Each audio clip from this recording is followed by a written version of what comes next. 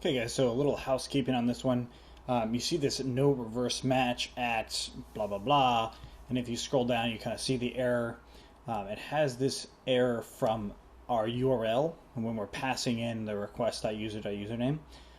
This will happen because we didn't set a clause, meaning something that is preventing this from being true, because right now it's not true.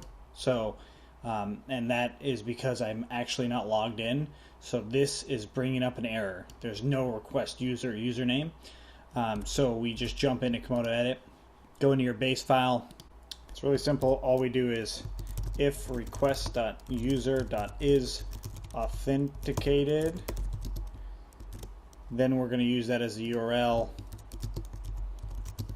And we're not going to put a else clause right now just because it's not really necessary, because we're not likely to show that block of stuff if they're not authenticated. So save that, go back in here and just do a refresh, and you'll notice that we have login here and stuff like that. So let's log in. And now we actually want to kind of separate the data between a authenticated user or a non-authenticated user, just like what we saw. I'm going to leave this request, but I'm also going to put it on our body content,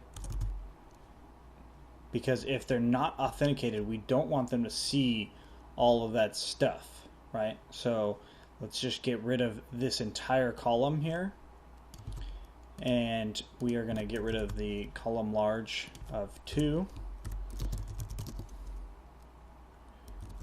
Right, so if they're not authenticated, then it's not going to show this. If they are authenticated, then it will show this. So if we save that, we go back in, log out, go back into the home page, this is what we see. Now this is cool. There's another way to do it as well. We go into our views, and let's just double check with our URLs to see what our actual home page is. And right now we have under profile views.all, so let's look for all in our views. So profile, views, and then all, that's right here.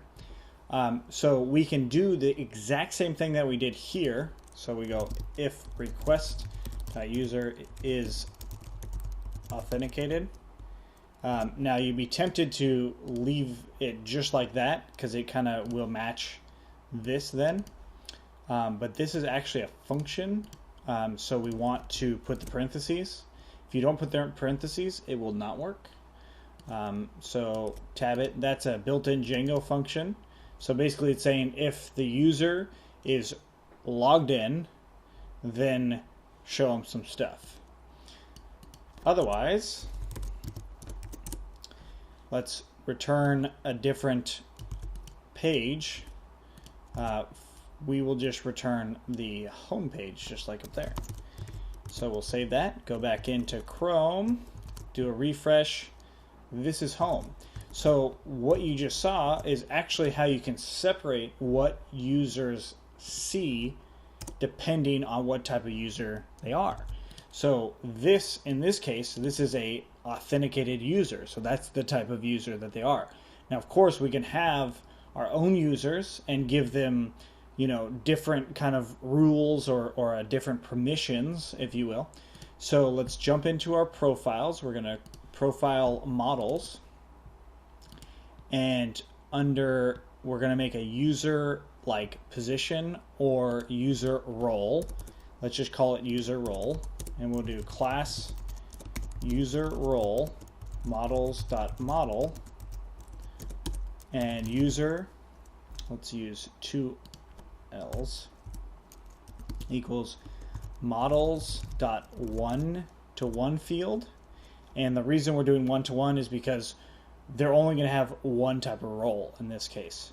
One-to-one makes our calling of the that specific instance of that model class. That sounds like jargon or a lot of jargon. Basically, if we use one-to-one, we don't have to use user.user role set like we would with picture, because it is a set. It will just be user role, and that will bring it to us, which is awesome. Okay, so one-to-one field for the user, that cannot be empty, and then we'll say like permission, or we'll just say role. Oops, using the wrong role there. So we'll do models.char field, and put some space in here so it's a little bit easier to see for you guys. And we will do max length of 120, and we will do default equals regular,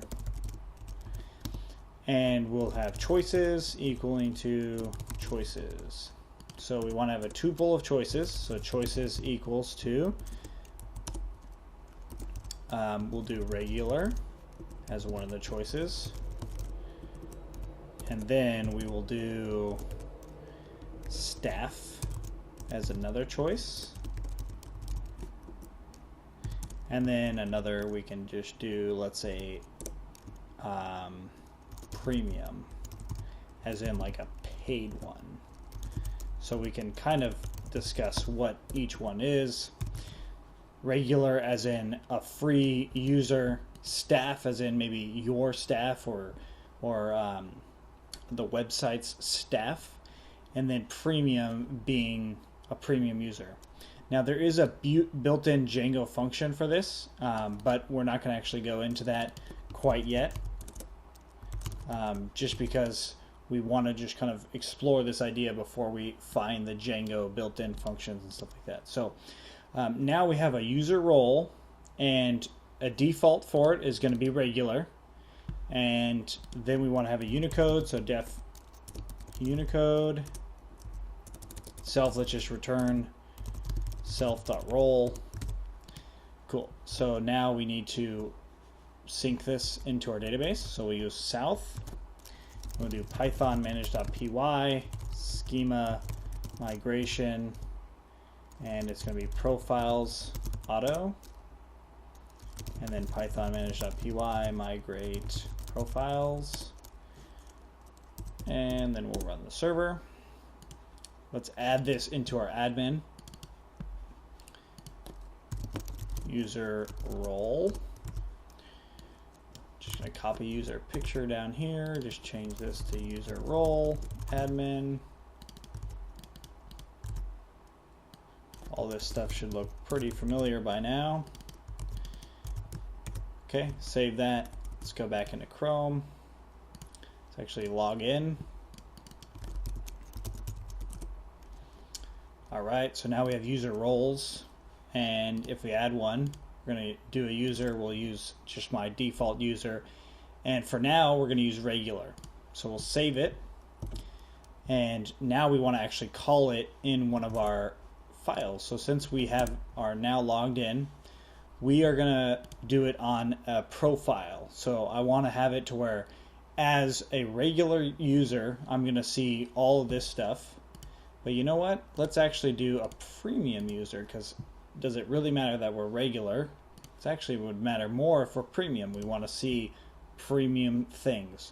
So maybe we see more than just VP of sales and the position title, like the position titles. Maybe we see where it was and what city, and maybe their address or something like that, more than just London. So we need to open up our Komodo Edit. Let's go into profile, and we will go to single user. Now let's just see the single user in action. We'll do request.user.user role. This should bring us back the user role, at least the model Unicode of that user role. So it's going to at least bring us back this. But if we want to be more explicit, we will press .role. That way, if in here we said like role exists, this will definitely bring us back at least the role if we change the Unicode to what we have there. And we want to use that specifically anyway. So save that. Let's go back into Chrome, do a refresh, and you should see now the role that that user is, or at least that the request user is, not necessarily what the viewed user is, but the request user. So if we go on any of them, we should see what type of role that we're playing. Okay, great. So playing that we've been given. Now we can do if request.user.user role is equal to premium, then we can show it. Then we would show the role. All right, so let's save that, go back, do a refresh. Nothing should have changed. So let's actually change their role. And if we change it to regular or staff, save it, do a refresh, it goes away. So that's exactly how you would do permissions all across the board. So let's do it for their address. All right, so let's get rid of that. Let's grab this, scroll down to their address, and in here we have item, which I believe was bringing back the city. Yep. So let's figure out exactly what the addresses are first, all the different things within the address, what we can grab. So we can grab a city address, or excuse me, a street address, the state, zip code. So let's do that. Let's go back in here and we'll do street address, and then we can do item.city, and then we do item.state. Cool. I'm just going to leave it as that. And instead of this end if, we'll do else.